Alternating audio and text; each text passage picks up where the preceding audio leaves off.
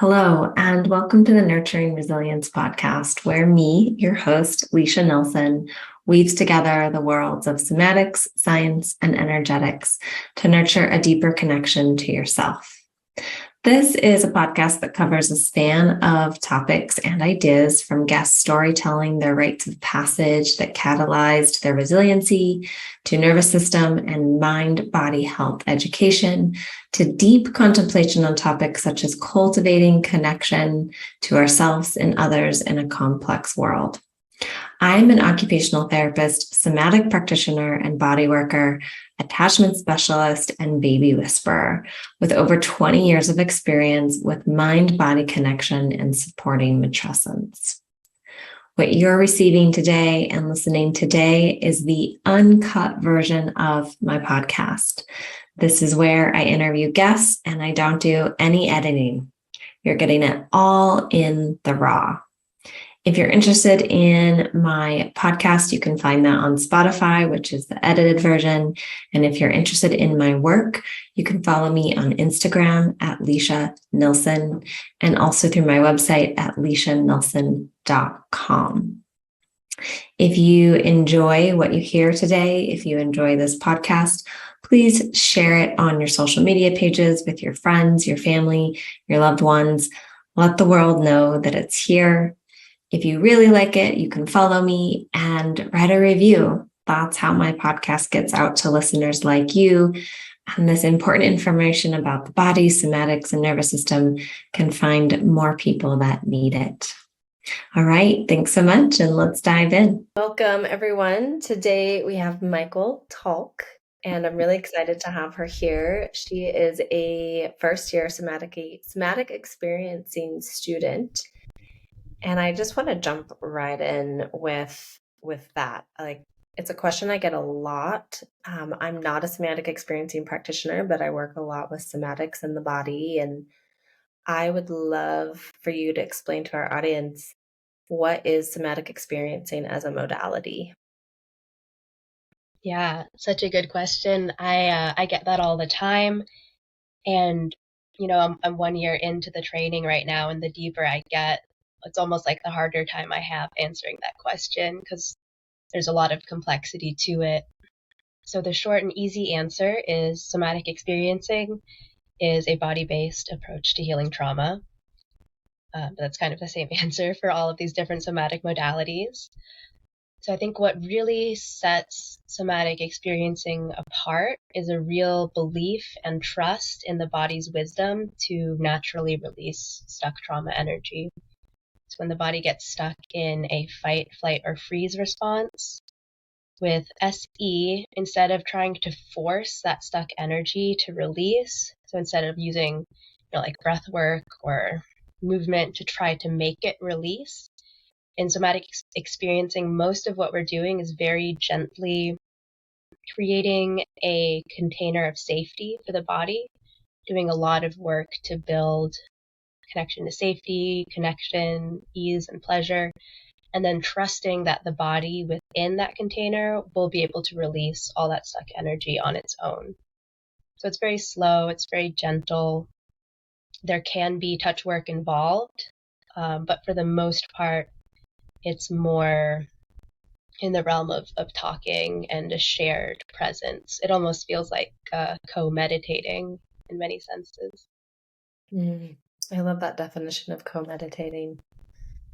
And it is really interesting you bring up you can do touch, but there's not a lot of touch. And I find for me personally in my practice now where I'm incorporating somatics and bits and pieces of like somatic experiencing theory and my cranial sacral therapy practice, people are like, of course I want you to touch me. Of course I want the hands-on. And so it's almost, I find myself in a difficult space sometimes of saying, well, actually more can happen without me touching you.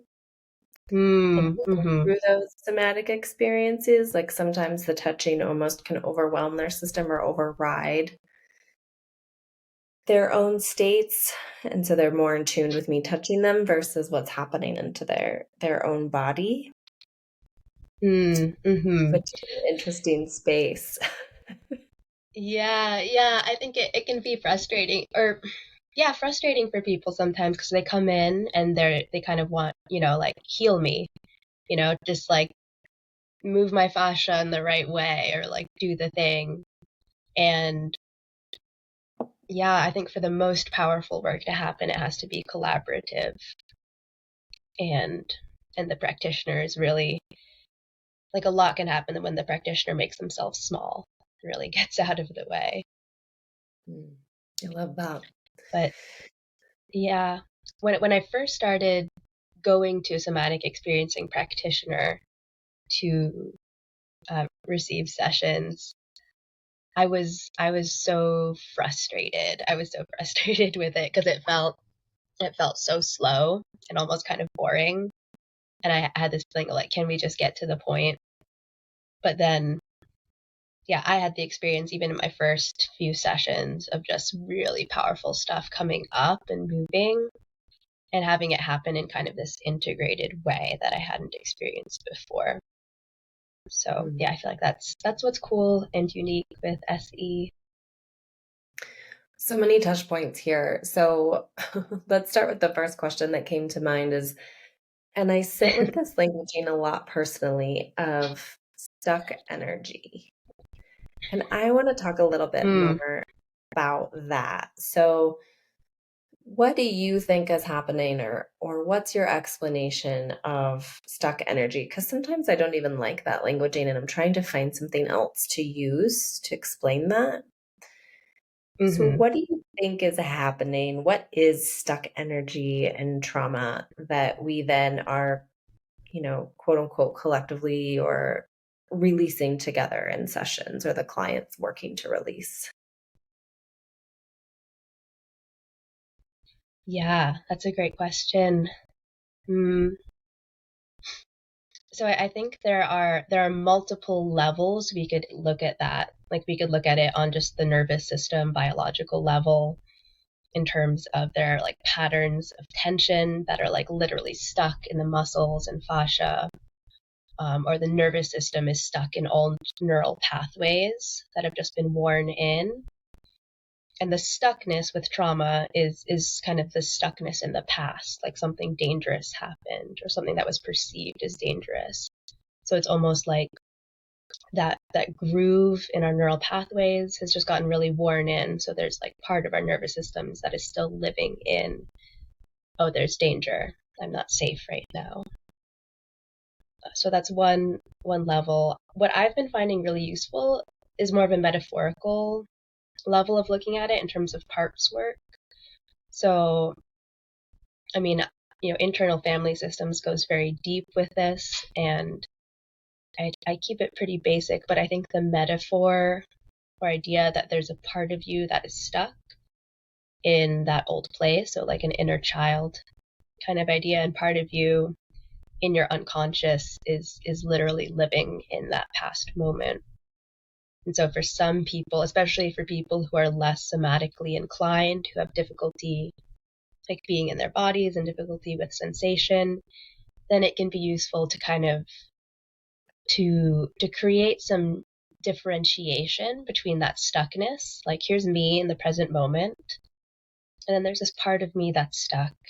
And then how can I be present with that part of me, bring compassion to it, help it get what it needs so that it can rejoin me here in the present moment. Mm, I love that definition. Thank you so much.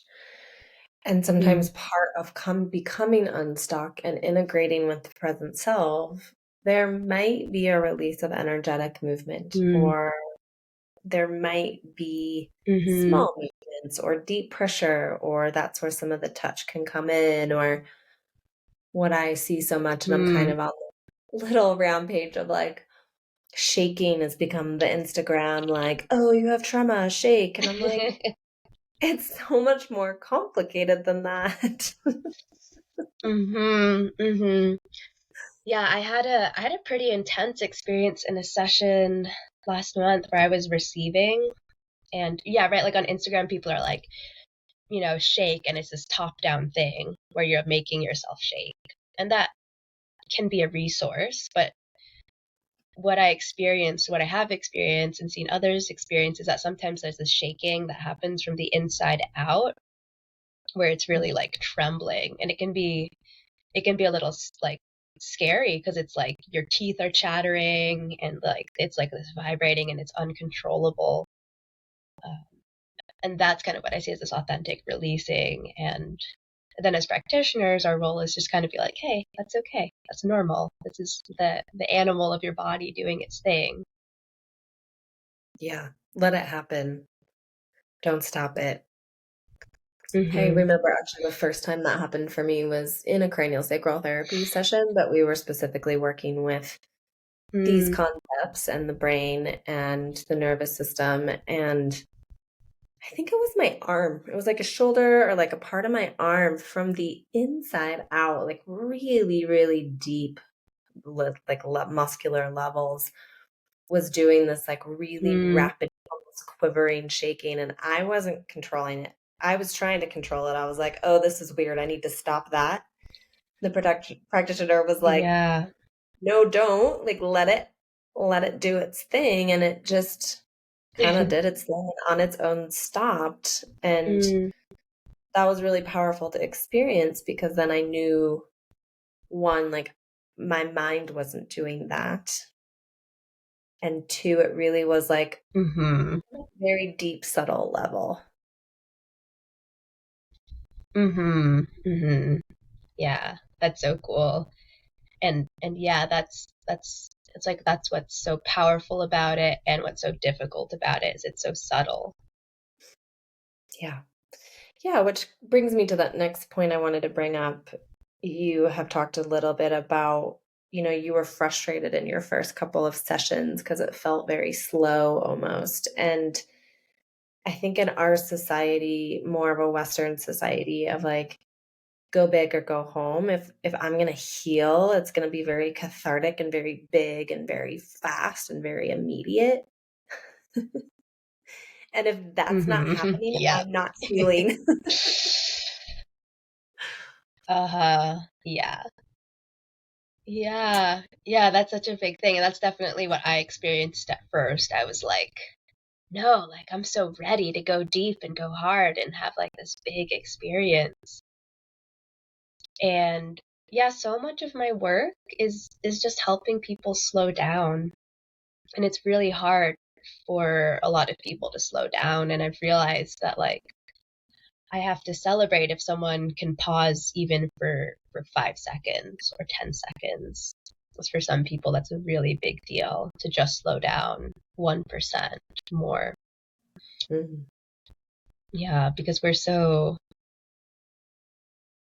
I don't know, there's so much that's fast paced and we're rewarded for being fast paced, and we never have to be bored if we don't want to be. There's always a reel or a podcast or something that we can be distracted with and just keep moving with. So it really feels like a very sacred and important thing just to practice slowing down and attuning to those subtle things. Do you think for most of us that's a coping mechanism to not slow down, to ignore what's actually happening and what we might actually feel inside? Absolutely, absolutely. And Gabor Mate kind of talks about this, that that you could say it's a trauma response coping mechanism. Like maybe at some point we learned that it wasn't safe to be present, that it wasn't safe to slow down, and so we kind of speed up. And so that is where also I try to help people be very compassionate towards the parts of ourselves that want to speed up and that want to stay distracted. And I think it's important to honor those parts of ourselves. Like that has helped us survive in the modern world. That's helped you grow a business or helped you survive school or whatever else. So I think it's important that we like both honor those that part of ourselves, and then also just start to open up the possibility that we can slow down, the possibility that we can be a little more present and attuned to the subtle things. Because yeah, sometimes I think there can be some shame too of like, you don't know how to slow down and be present. That's so unevolved view or whatever else. And um, yeah, absolutely, it's a coping mechanism, and there's a kind of wisdom in that too. Yeah, my husband and I talk about this a lot. The last Mm. 5 years have really changed our life and our lifestyle, and Mm. probably live very differently than most of the world. Mm-hmm. And Mm. and I owe it to him, actually, like motivated by him and Sure. his own transformational process that he's been going through has been a lot about slowing down, and how that has made me slow down and look at my own aspects and pieces. And we often find that we're almost unrelatable sometimes in public or in social situations. Mm. Yeah. Yeah. How does that show up, like in Because social people will be like, situations? tell me everything you're doing. And we're like, nothing's changed. Everything's, we're pretty chill. We're just hiking in the mountains. And of course, I'm working and I put a lot of energy to my business and this podcast. And I I get joy and pleasure out of production, but I do it for joy and pleasure. And Mm-hmm. that was a transition the last couple of years of like doing it because of worth or needing to be busy or not wanting to slow down, versus creating my business exactly the way I wanted for pleasure and because Mm. of joy, which is very different energy. Mm. And I even said to my husband the other day after we went to like a group thing, I was like, everyone hates their job. People Mm. just hate their job and they're just like surviving. And I was like, I'm so lucky that I love my job. But Mm. everyone's like, buying second homes and going on giant, amazing vacations. And I'm not Mm. doing that. I'm making that choice to not do that at this point in my life. Mm-hmm. Mm-hmm. So it does create an interesting place when you choose to live your life consciously at a slower pace. Mm. Yeah, I mean it's radical, it's revolutionary, and yeah, and people aren't going to get it necessarily. Yeah, I'm reading this book right now by John O'Donohue, and he was a Catholic scholar and kind of a mystic who brought a lot of Irish spirituality to the world, and he writes really beautifully about how like the longing and the desire for more is this very natural human thing. It's just part of like incarnated experience, is to always have this feeling of longing for something more, and that consumerism has kind of subverted that natural instinct that we have into just this hamster wheel of like, one more house, one more experience, one more something, and that the path of, I guess, rest is that like we still feel that longing and that desire, like there's something that compels us to run a business or to do things, but we can kind of settle into more of like what actually brings joy, what actually brings peace, and there's like a wholeness within that sense of lack. Like it's okay that we feel that drive to do what we do. We don't have to expect that the second home is going to fill the void. Beautiful. I do really like John Donahue. That's his name, John Mm, Donahue. I think there's an O in there, O'Donohue. Yeah. Oh, Donahue. Yeah. I have a couple of his poetry books actually, and Oh. it makes me curious if you have found yourself in that spot, and maybe more so after the first year of school, like maybe Mm. like moving through school has kind of invited you to go to these spaces and places of slowing down or looking, kind of viewing the world differently, shifting a lens. I'm curious if you've experienced that. Absolutely, absolutely. Yeah, it's taken me deeper because I think I've always been inclined towards, wanting to be intentional with my work, with my life. And yeah, with this year of training and learning, there's really been really a shift towards slowing down. And in a sense, there's like a faith that comes from that, or faith that requires that like things are going to be okay. I don't have to constantly be fighting. Like it's safe, it's okay. And it's interesting too, just seeing that actually the more I slow down, like the more things happen when I slow down. Like that has been really interesting in my business. I'm actually able to accomplish more, even though I feel like I'm doing less and I'm slowing down. And that feels like a mystery to me. I don't completely understand it. But it makes me think of, so I do Brazilian Jiu-Jitsu, and one of my coaches will say when we're training, she'll say, what is it? Slow. Yeah, like you need to train and practice slowly because slow, gosh, what does it say? Slow feels fast and fast feels strong. But, basically the idea like with martial arts, if you actually move slowly and intentionally, it's going to feel faster and it's going to feel stronger, even though you're putting in less effort, actually. And I think I'm finding life is kind of like that. Just by really slowing down, being intentional, you're more effective. Mm-hmm. What would you say to our listeners that are like, yeah, I want to slow down, but I can't? Like, yeah, that sounds amazing, but I need to work. Or yeah, like what are the first steps to starting this journey of you said it's a mystery or almost a trust that everything is going to be okay when you slow down. And I move through that too, this deep fear of like, Mm-hmm. I'm going to lose my house and I'm not going to make any money, those fears. So what's the beginning? What's the first step to this journey if someone's interested? I love that. And because also like slow down is kind of vague. Like, what do we mean? What are we talking about by slowing down? Because yeah, I think some people might automatically interpret that as like slowing down. You want me to quit my job or to stop working out or to, stop doing the things that I'm doing. And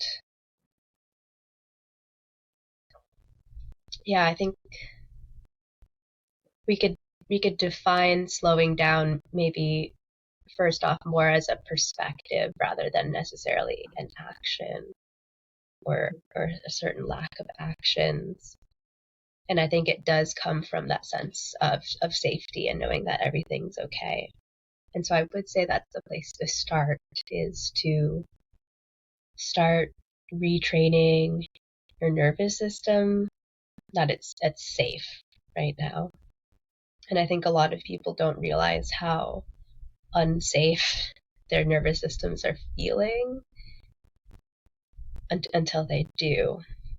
And so, yeah, one of my favorite things that I love from somatic experiencing is the practice of visual orienting. And that's a place where I'll usually start people. And that's just literally looking around the space around you and letting your eyes wander. And it is a kind of slowing down. It's just like taking in the colors and the textures and the lines. And that in itself can be a whole practice. Like, can you just let your eyes wander, take in the space? And what's interesting is that on a neurological level, widening your scope of vision into your peripheral vision like that, it actually changes the way your brain processes time. So you actually start to experience time as moving more slowly. Andrew Huberman talks about that. He's the ophthalmologist at Stanford, that podcast. So it does that. And then it's also, as you look around, I'll invite people to like look at the window, look at the door, and like really notice that there's no tiger in the room, there's nothing dangerous around them. And it's kind of like you're reminding those deeper levels of your brain, I'm here. There's nothing dangerous. I'm safe now. Well, that's a really beautiful way, an easy way to start doing that. And if you know what episode of that Huberman podcast that he talks about. I would love for you to send that to me and I'll include it in the show notes because Yes. I'm like, what? This neurologically? What? Yeah. That's amazing. Yeah. It's so cool. And like because he's an ophthalmologist, he talks a lot about the eyes and brain connection. And it's so important, I think, too, because um, so many of us, we're on our phones, we're on our computers, and we get into this very narrow scope of vision. And that actually is activating our sympathetic nervous systems because our bodies are interpreting that as, oh, you're focused. There must be something like a little dangerous that we're dealing with. And it's not that sympathetic nervous system activation is bad, but if you're in that all day, that's kind of exhausting for our nervous systems. Yeah, it makes me think of like Huberman talks about this a lot, where it's like cortisol's not bad, stress hormones aren't bad, Mm-hmm. sympathetic nervous system isn't bad. It's that we spend too Mm-hmm. much time there. Mm-hmm. Yeah, right. And in the somatic world, right, and on Instagram, people are talking about nervous system regulation. And I think people also will misinterpret that sometimes as like, I have to be calm and zen all the time. And like, no, you can't live your life like that. Like if you have kids or if you work or if you do sports, you're gonna be getting activated. And so regulation is about flexibility. And again, it's kind of coming back to that stuck idea, right? Sometimes we get stuck with high cortisol in a stress response, and healing is not just dropping down into being mellow all the time. It's learning how to move in a wave and to flow with the waves of life. I love that regulation is about flexibility because I Hmm. think I have an episode, I'll link it in my show notes where I do talk about like what is the window of tolerance and what does this all mean? And that's essentially what we're Mm-hmm. talking about is if we get outside of our window of tolerance, whether we're in hyper or hypo, it's Mm-hmm. like it's okay if we go into those states, but it's more about how do we come back into regulation when we do go into those states so that we're not staying in them for prolonged times, which we do in Mm-hmm. today's world. Mm-hmm. Yeah, absolutely. Mm. So much Mm-hmm. good stuff here. Well, when you and I originally connected about coming on this podcast and what you wanted to talk Mm-hmm. about, you said something that pinged me, and I was like, what is that? Tell me everything. And you used the words self-directed neuroplasticity, and Mm-hmm. I want to talk about that. Like, what is that? That excites me. Yes, yes. Oh, it is exciting. It's very exciting. And it's a broad term. And I would say that somatic experiencing falls under the umbrella of self-directed neuroplasticity, but there's also more specific ways we could talk about it. So I got that term from my hypnosis teacher, Melissa Tiers. She's at the Center for Integrative Hypnosis in New York. And she might have gotten it from her teacher, John Overderve, who's a big NLP guy. But the idea with self-directed neuroplasticity is that we have the ability to intentionally change the pathways in our brains. So the way I think of really all human things, like even trauma, I think of it all just as habits. It's just that to like a certain pathway has gotten worn in too deeply into our brain and it's not working anymore. So the way that I was taught self-directed neuroplasticity was with something called the meta pattern. And this is from John Overderve.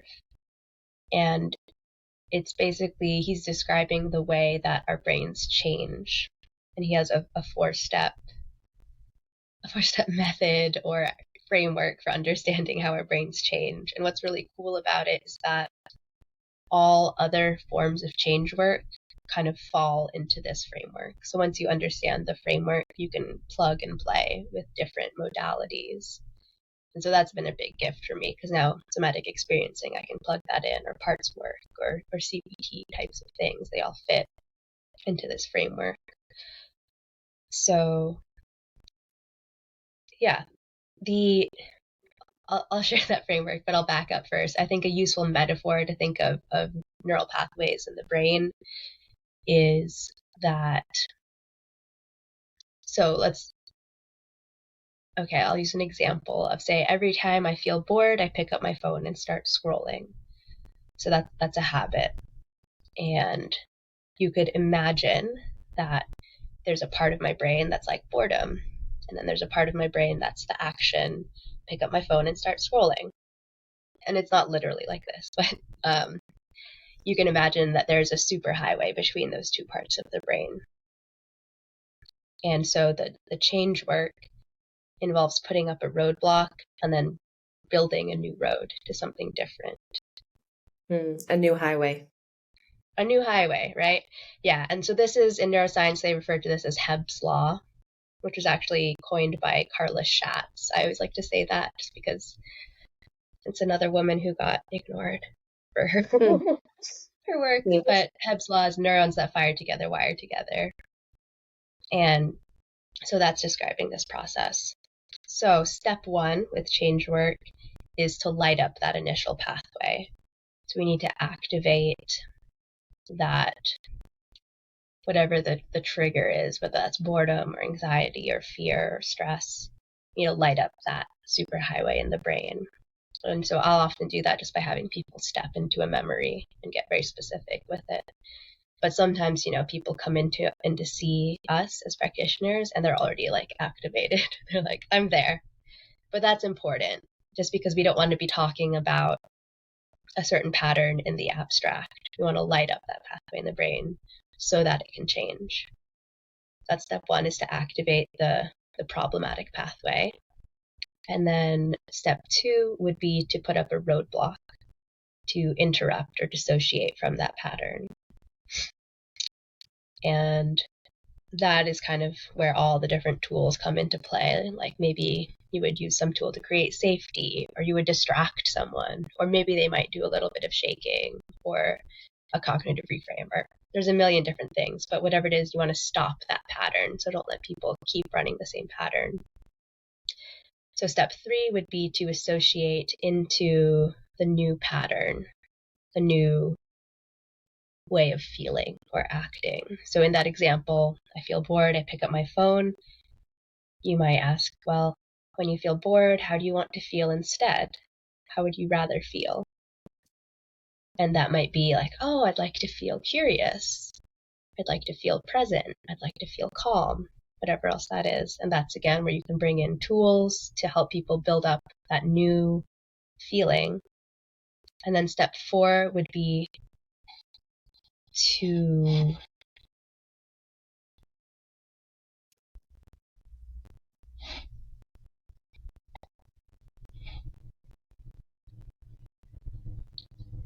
I lost you, but now I think you're back. We're back. All right. It's a lot. We got up to step three. Yeah. And then so step four in that pattern. It's the like listeners don't get a no processing. What? Yeah. So yeah, then step four is what you could call collapsing. I think of it as copying and pasting. So that's where you're making the new pathway now. So we're, all right, now that you're feeling calm and curious and present, let's imagine that you see your phone. Like, what do you want to do now? And so you're reconnecting the way you want to feel with the original trigger, so that now your brain can start deepening this new neural pathway. And the way I think about that is, when you first make a pathway through the jungle, you're kind of hacking your way through and it's difficult. And then the more you walk that path, you start to pave it. And then eventually it's a superhighway. You don't have to think about it anymore. Wow. Like really simple, but also very profound. So profound. Mm-hmm. Like the change that could happen here with some practice and some different tools. And I like that, whether you're doing somatic experiencing or hypnosis or Mm-hmm. emotional release or whatever Mm-hmm. it's like all of these different tools can be used in this framework. Yes, absolutely. Yeah, it's been game changing for me because now I feel like when someone comes in, like, even if it doesn't look so structured like that, I kind of am always tracking that process and making sure we hit those steps. Because I think especially sometimes people will skip steps 1 or 4. So like you might have someone come in and you'll have them have this nice experience and they feel good and they feel regulated, but if you don't connect it back to the original trigger, then you're not necessarily changing that pattern. You're just having a nice experience. Yeah. Yeah, I want to ask you a question about that actually. Mm-hmm. Brings up, we kind of talked about this a little bit in the beginning, where to me, Mm-hmm. what somatic experiencing work and some other somatic work, what I learned in my year-long pre and perinatal training, we call it resourcing. So Mm-hmm. that like if a client comes in and they're completely agitated or they're completely activated or they have a very, very stressful life, that the session is spent like doing things like orienting that you talked about or really starting Mm-hmm. to get them to feel good, really, like those happy spaces. And I would say in today's world, because of the way the world is right now, sometimes that's my session with people because, and it Mm-hmm. doesn't necessarily progress to other places because they're so activated that we're just getting them into their window of tolerance. And that takes an hour sometimes. Mm-hmm. Mm-hmm. So, I might call that like a feel good session. And then I'm sitting with the curiosity right now of like, okay, they need that feel good session. And then maybe it's built upon like maybe future sessions. Once they have the resiliency and the calmness in the nervous system, we can progress to the other numbers and the other steps. Is that kind of how you would frame that? Yeah, I'm so glad you brought that up because what you just said, that's kind of what I think of as step 0.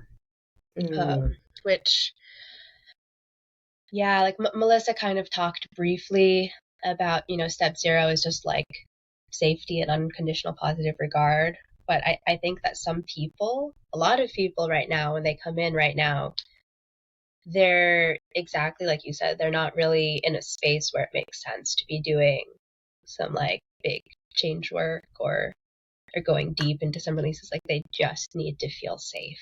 And that is a big deal. And that gives them a good foundation for everything else. And yeah, with those people, I do still like to try to copy and paste a little bit. So, once someone it comes in and they're starting to feel good, they're starting to feel calm and safe, it might be like, oh, so as you're feeling this sense of calm and peace right now, what's it like to imagine going back home and seeing your kids and bringing that calm with you? What would help you feel calm in that moment or at work? So just kind of like spreading butter a little bit. Like now that you've got this good feeling, how can we spread it out a little bit? I love that. That's so great. Yeah, it's almost for me, I'm finding, and this has been a shift in my practice. I've been practicing hands-on craniosacral. I think I'm coming on 14 years right now. Wow. I know, I lose track. I don't it's either 14 or 15. Yeah. And before that, I was working with people in a very medical based Hmm. field. So I'm like, I know that I'm just changing in how I, as a practitioner, and how I'm moving through the world and just recognizing the slowness. Like, I'm bringing in the slowness. I'm bringing in like Hmm. just this grounding because in the past, people would come in and I'd be like, wham, bam, let's process this. Let's do this. Like that big cathartic so that they would feel like they got something and they could go home and be like, oh, I processed this big thing. Hmm. And now I'm like, yeah, let's not process that big thing until you can feel your body or until you can tell me what your sensory system's doing or you're able to tell me what state you're in. Hmm. Oh, I love that. I love that. Yes, because I think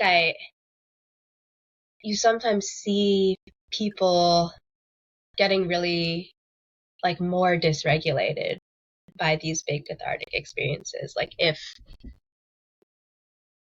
yeah, like, people talk a lot about containment in somatics, and it's almost like the literal container of your body and your nervous system has to be strong and safe enough so that you can move that big energy. Otherwise, it kind of just keeps breaking you. Yeah, and I'm realizing in this moment about my own journey, I was so disconnected with my actual state of my body. I'd be like, I'm fine, let's go deeper. But actually, my Yes. container was broken the year before and hadn't been rebuilt. Oh, yeah. Yes, I can relate. I can relate to being in that place. But I think one of my mentors, um, Luna Dietrich, reminded me of recently that was really helpful too, is just remembering that, like, we are not our clients' only layer of support, and they have other layers of support. They have, hopefully, they have their family or other practitioners or their religion or something else. And so that context is helpful too. Like, they probably have enough fast paced stuff they're experiencing in their life. And so, we get to come in and be a slow layer of support. And so, like, all that context is so useful to remember. Is how do I, and checking in with clients too, like, what are you already receiving? What is it you're not receiving and not getting that you need the extra support for right now? Mm. Mm. Loving all of this so much. I'm really gonna sit with like step 0 through 4 and Mm, start to look at putting that into some clinical practice. I have one client in mind. I'm like, oh my God, this is what she needs. So thank you for sharing cool. that. And Cool.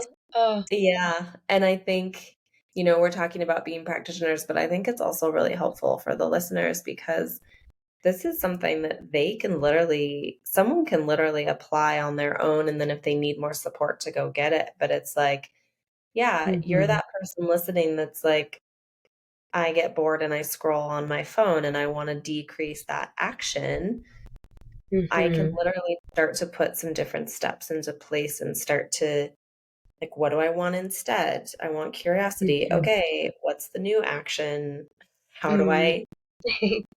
I read someone recently was like, anytime I wanted to pick up my phone, I picked up my knitting needles instead and started knitting. Ooh, cool. I love that. Yeah, I think that is one of my I have a few questions I love, and that is one of my favorite questions, is just how do you want to feel instead? And I always see it kind of like flick on a light bulb for people, because I think people are so used to thinking, I don't want to feel anxious, I don't want to feel bored, I don't want to feel stressed. But they're not, we're not asking, well, how do I want to feel? What's the thing I'm moving towards? And I even love just orienting the question like opens up the doors. that. And what's another, you said you have a couple favorite questions. What are your other questions?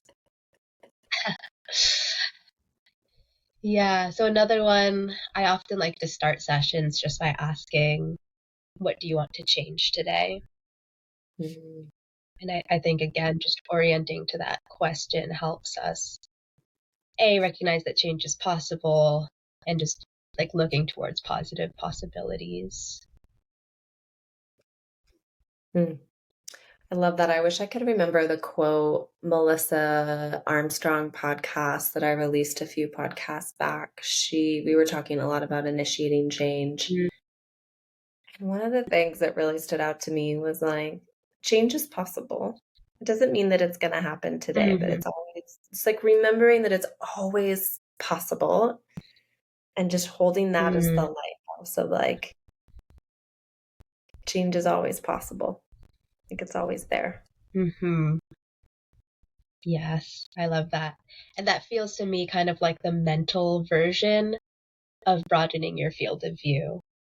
right? Like it happens literally, physically, but when we're orienting and looking around, but also that happens mentally. Like sometimes mentally, we're just like stuck in a pattern like this, and just opening up to change is possible is just broadening our mental field. Mm. I love that. Even as you said that, I like Mm. energetically felt myself like starting to expand, like felt some openness happening in my chest and like this like, oh yeah, peripheral. I'm gonna get bigger and started to feel that. So that's so great. Yeah. Mm. Cool. Um, Cool. so I'm gonna shift gears just a tiny bit, unless there's anything else you want to add about self-directed neuroplasticity or these steps.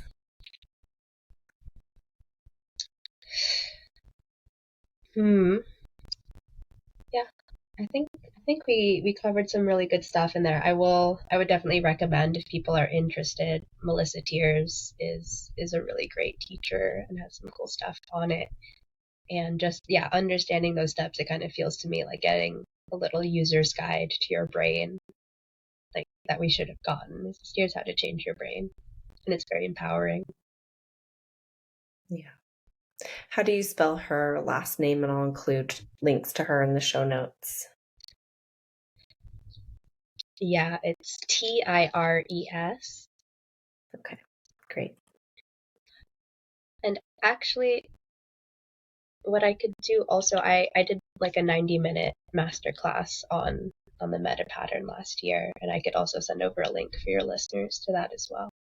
Oh, that would be awesome. That'd be great. Thank you. Yeah, yeah, Definitely include that. absolutely. Well, the last thing I kind of want to dive into today, if you're willing to share, because this is what this podcast is about, is your own story. Mm, And I'm always so curious about how people choose their quote mm, unquote careers or their jobs. And you have chosen to go to somatic experiencing school. And I think you shared you were a yoga teacher perhaps in the past. Is that true? mm-hmm, mm-hmm. Yes. Yeah. So, yeah, just anything it's really open. I'm like, how did you get here? What's your story? What's your origin story? I love that. Yeah, I've had a super circuitous journey to get here. So I'll start. So when I was 18, I I did a semester of university at Columbia in New York City, and then I had a religious falling out with my parents at the time. They were LDS, and I was like out. And so after that, I left university and I decided that I wanted to be a subsistence farmer. Hmm. So for a while, that was my orientation, was kind of that like health and happiness and wholeness lies in how connected you are to your food and your shelter and your sustenance. So I spent most of 4 years traveling and working on farms and homesteads. So I was in Asia for a while. And then in the US, I did some farm apprenticeships on some small organic farms. And something shifted for me during that time. I got to see people who had these gorgeous homesteads and were like in amazing places and growing all their own food. And they were deeply, deeply unhappy.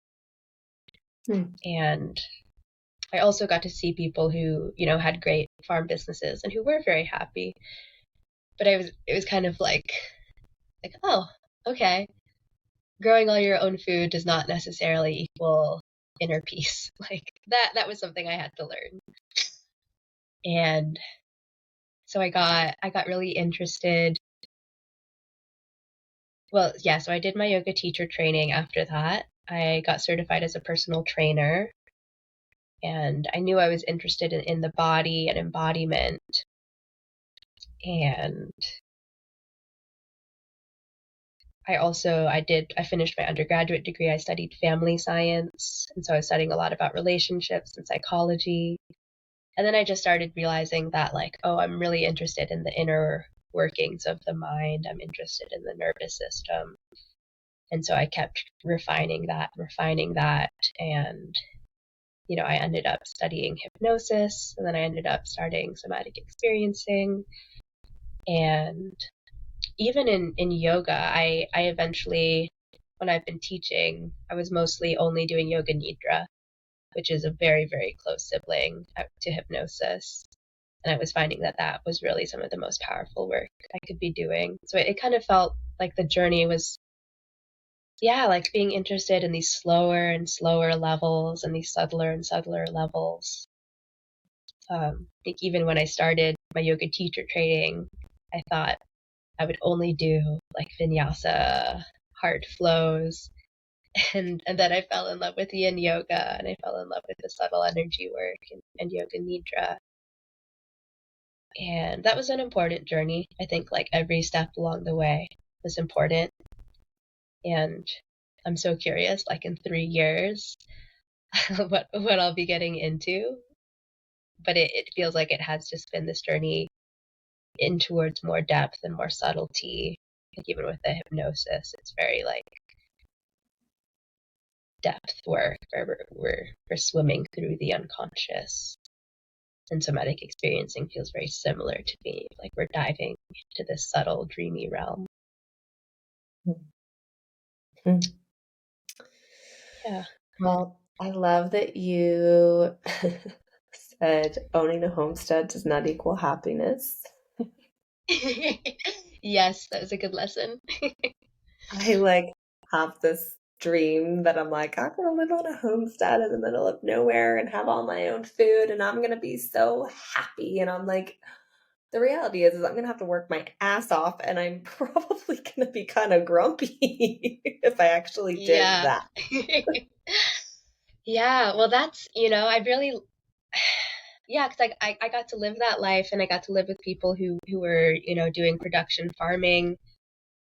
And one of the best farms I worked on was here in North Carolina. They were doing awesome work, growing veggies, raising pigs, and they were pretty happy with what they were doing. But I think I realized that like if I want to be doing this seriously, and if you want to be like homesteading seriously, you can't be doing anything else. Like you don't have time to be running another business, like because that's your life. So you better really love it. And yeah, for me and a lot of people, I just felt like, oh, like my gift, this is not where my gift is. And if I just stay here and just do this, I'll be ignoring my gift. And I have to go cultivate those gifts so I can share them.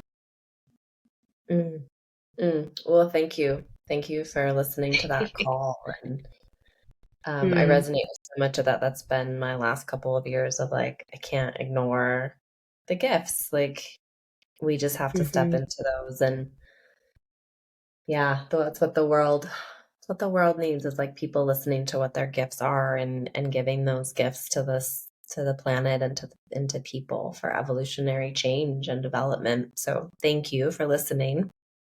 It's not mm, always easy. mm. Um, yeah, you don't have to go into this if you don't want to, but I'm so curious about the religious fallout being that Oh. from hmm Utah. And hmm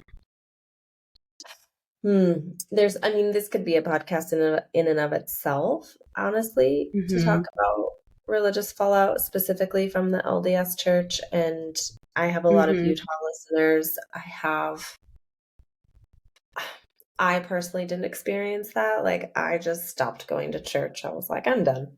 And there was no like hmm big moment or like a fallout. Like, it just happened and I was 13. So, hmm very lucky in that sense almost. And I'm just wondering, do you think that experience shaped you in any way to make these decisions of these are my gifts and this is the path I need hmm to follow instead? hmm Yeah. So I'm very interested in this topic because I'm also right now I'm co-hosting a retreat in Utah this fall with my friend that's specifically for like ex LDS people, like making sense of of spirituality and life outside the church, because I know it's such a hard thing. And yeah, it was big. It was less existential for me at the time because I was never really like in the church, I don't think. I was there, I did all the things, but my heart wasn't converted. I wasn't in it. And for me, the fallout was more with my parents, and like my mom and I have talked about it publicly, that it was really hard when I told them I was leaving the church. I think for my parents, they were afraid for me. It felt like a rejection to them that I was leaving the church. Mm. And for me, I was 18, so I didn't have a sense of sensitivity or gentleness or slowness, and I was pretty harsh with how I delivered it to my parents also. And I noticed that like humans, we all go through these stages of development in multiple ways with our, like collectively we go through these stages and individually we go through these stages. And in the transition from childhood to adulthood, we have to define ourselves in opposition to something. And that's really how I think of adolescence, is that we have to define ourselves in opposition to something. So for me, I was raised in very urban settings in the church. And so I was defining myself in opposition to that. I'm going to go live in these super rural areas, be on farms. I'm going to study yoga philosophy and Buddhism and all these Eastern practices. And that was great. That was how I was differentiating and becoming an individual and coming into myself. And then, so there's that clarity of differentiating yourself from what you come from. And then for me, more recently, over the past few years, there's kind of been a rediscovery for me of Christianity that's been very interesting, of finding the mystical and embodied side of Christianity that the LDS Church mostly hasn't discovered embodiment really. But I think there's possibilities, and there's a side to the Christian tradition. And so to me, that's how I see this next stage of development, is returning to where you came from and seeing it with fresh eyes, because now you're not so enmeshed with it. Now you're an individual, and now you can take the fruits of it. Yeah, there's a great quote from T.S. Eliot it's basically that, just that, one day we will return to the place where we started, and we will see it with fresh eyes as something new. Yeah, beautiful. I'm just pausing to reflect upon that and how normal it actually is for human development. Like, you literally named the stages of human development. Yeah. Yeah. I forget which theory of human development, but I did an integral facilitation program, which was very much all about human development. And it's like that differentiation phase, and then you go live your life. And then actually the next stage of human development is you do kind of return, but you're not returning in the sense of like, oh, I messed up, I'm actually LDS, and everything I've learned was wrong. It's those new eyes are the capacity, because you've evolved and developed as a human, to hold both and. And so it's like your parents, what is, I imagine, still your parents' religion, the LDS religion, is truth to them. And you can see them in that light, and you can hold space for them without what many people experience as like anger and rage, or there's just so much there. But then that also doesn't have to be your own truth, but you have your own truth, and you're holding both perspectives and both truths as true for each of you. And you can have a relationship with your parents who are LDS, and you can also be an individual choosing not to be LDS, and there's love there. Like, well, it's all okay. And that is the evolution of a human development. is that we have that capacity and ability.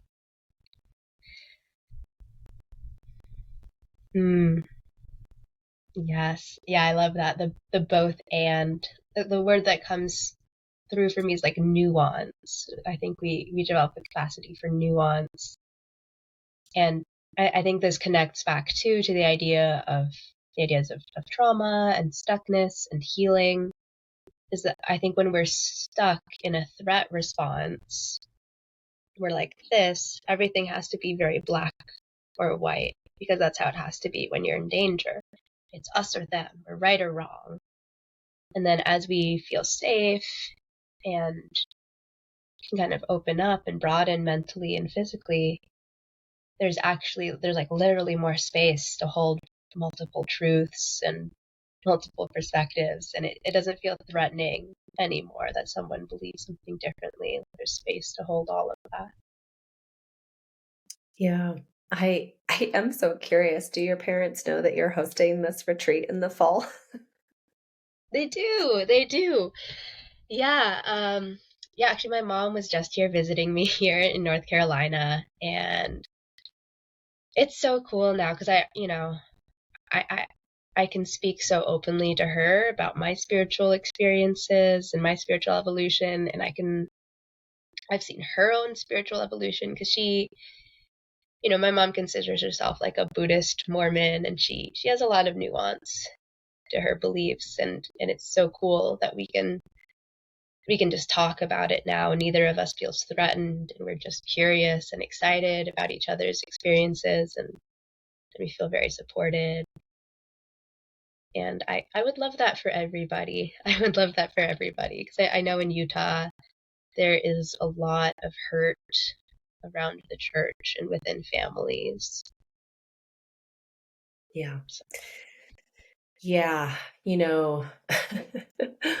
To speak a little of my own experience, and I mostly am just like, yeah, this is for anyone listening that's going through this, regardless if it's the LDS church or another viewpoint or Mm-hmm. perspective where you're differentiating from your parents or you see something really different than your parents. It's like, um, my father is very much still involved in the LDS church. So are a lot of my family members, actually, cousins, aunts, uncles. Um, I kind of sit on like the outside. My mom left the church. That was part of the reason I was like, mom's not going to church. I don't need to go to church at Mm-hmm. 13. And anyway, there's definitely this like, um, I've noticed this shift in myself. Like I've always been very careful around my father. Like I wouldn't drink alcohol in front of him. I don't swear. I, try to uphold the quote unquote Mormon standards when I'm with him. And then social media came out and this podcast came out Mm. where I was very much showing up more myself and going into some deep conversations on this podcast that talk about religion. And we've talked about the LDS church before, and my father was really upset, just like really angry. And Mm. and I've talked about this a little bit before, but I actually just made the conscious choice to block my father on social media Mm. Yeah. because it wasn't helping our relationship. It was actually hurting our relationship. And my desire was to continue to have a relationship with him. Mm-hmm.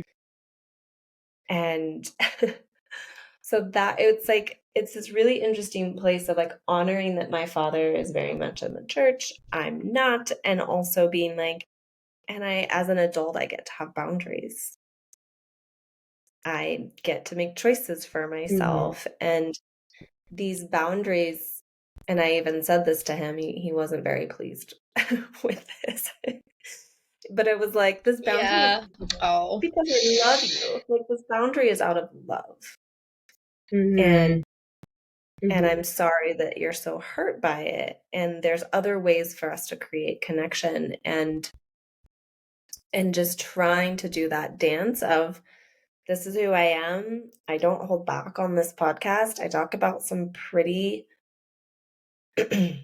crazy out there, like blunt things that I think our world needs to talk about. That's why I started Uh-huh. this podcast. and just Mm-hmm. realizing like that's not okay with him, but it doesn't decrease the amount of love I have for him, or the amount of respect that if he Mm, wants to choose to be in the church, that's okay. And just creating that differentiation still as a 43-year-old woman, like mm-hmm. still creating differentiation Mm-hmm. Yeah. and Yeah. okayness Mm, with that. So I guess I'm just saying this for like for the listeners that are still differentiating from their parents, no matter what age, like it's okay, it's normal, it's a journey, it's a process. There's going to be emotions involved, mhm, there's going to be processing involved, there's going to be boundaries involved, and it's not an easy place. And I see people on that journey, especially in the LDS church. mhm, mm. That was a lot. Yeah. Oh, well, I love hearing that you're really able to prioritize your relationship with your dad. And it reminds me of that, um, the idea that boundaries are where you and I can meet, where I can still love you and I can still love me, and that you could appreciate the gradient of boundaries, because I think some people hear that idea and then they just think I have to cut my parents out completely. And maybe some people do, but there can be that nice gradient of maybe I just cut them out of my social media world and that's where we can meet and love each other. Or maybe I don't go to their house. Maybe they only come to my house, or whatever else. But yeah, that there are different, there are like concentric circles of intimacy, and we can find the right place and the right distance to meet people and still love them. Yeah, totally. And setting boundaries isn't something that I was raised how to do. Like I don't know. Mhm. I'm going to say it's a generation thing. I don't think it's an LDS thing. I think it's a generation thing where Mhm. we didn't get education on that. So I had to learn it in my 30s. Mhm. Mhm. Yeah, I do. I think it's so cool that, like, I don't know, all the kids are talking about boundaries now. All the kids are talking about self-care. And then there's like this generational shift where all of these things are becoming more normal and talked about. Like, that is exciting. Mhm.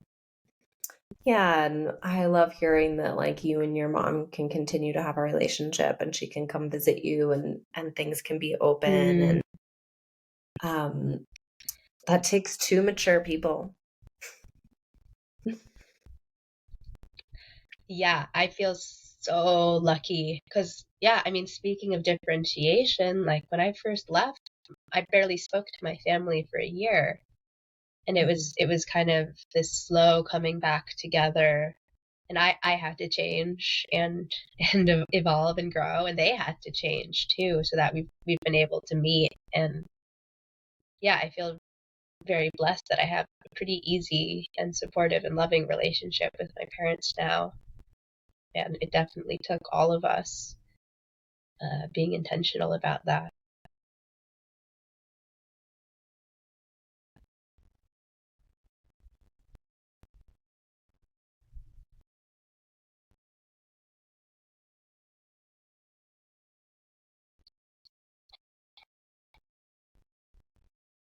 I think I lost your sound.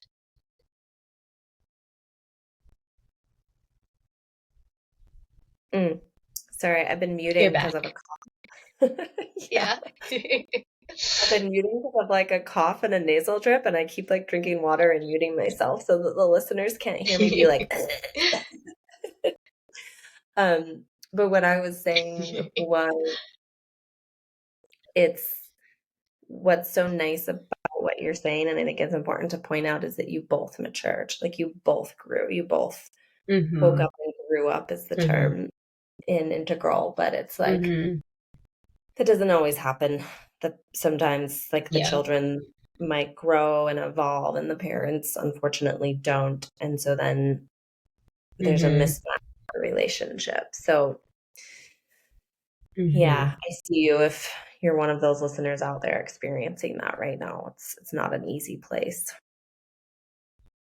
Yeah. Yeah. It's hard. Hmm. Well, Mm. anything else you want to share on that topic and or just like in general, anywhere we didn't go that you wanted to go, anything else you feel important to share today? Mm. Yeah. I think in terms of family, I just want to say I'm a big advocate for giving our parents a lot of grace. Um, I think there's space for a lot more of that. And I know it's really hard, like when your parents are really difficult and they don't want to change and they've been pretty hurtful. Um, but I think the the world needs all of us to give our parents more grace and to still have boundaries and to take care of ourselves. But finding a way to forgive our parents, I think, is important for, for us and our whole families.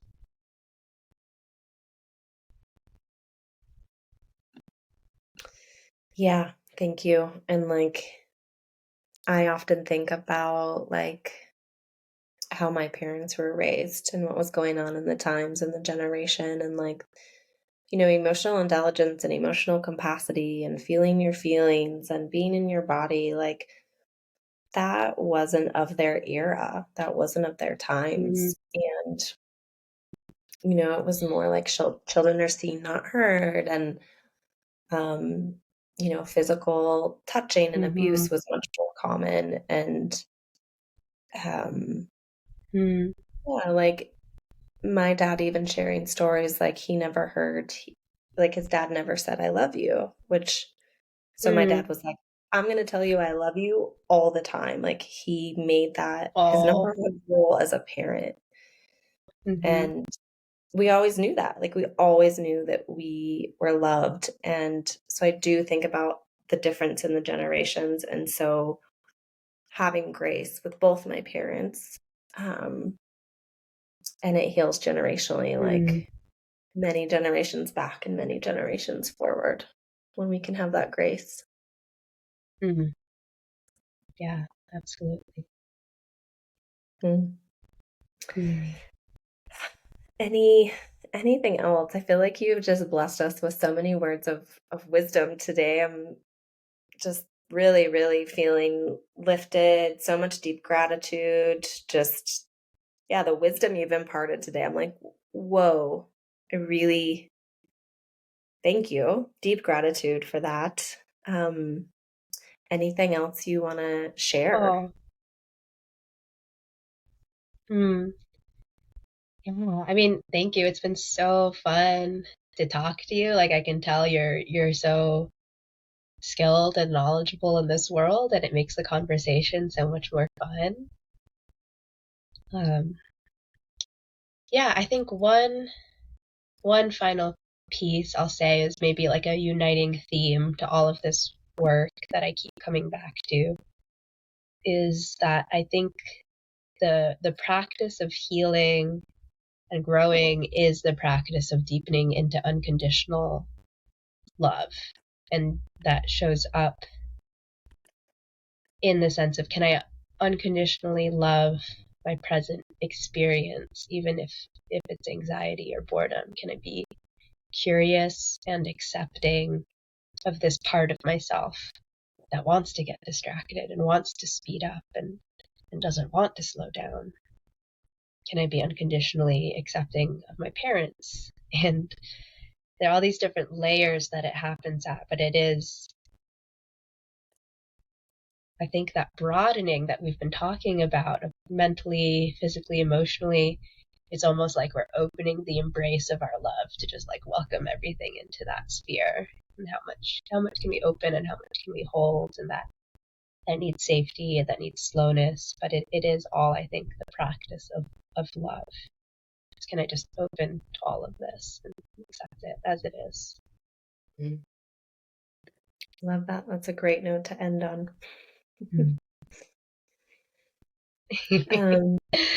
Yeah. How can people work with you? Like, are you offering sessions? Are you doing yoga? Are you doing somatic experiencing? You had a master class that you're going to share with us. What are all the things to work with you?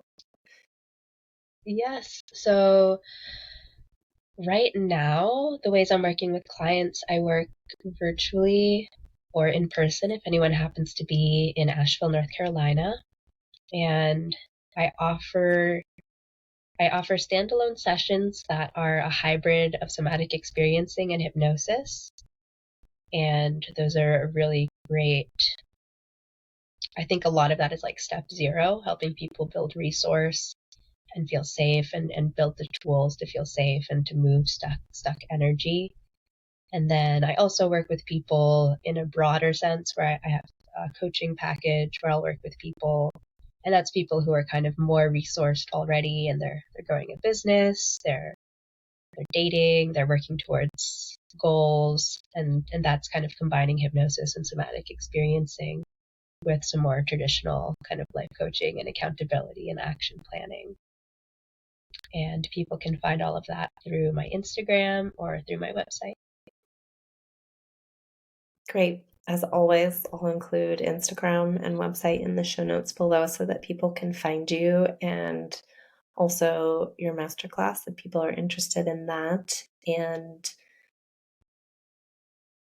yeah, what a great podcast today, and just a pleasure to have you on. And I'm like, maybe I need to come do some sessions.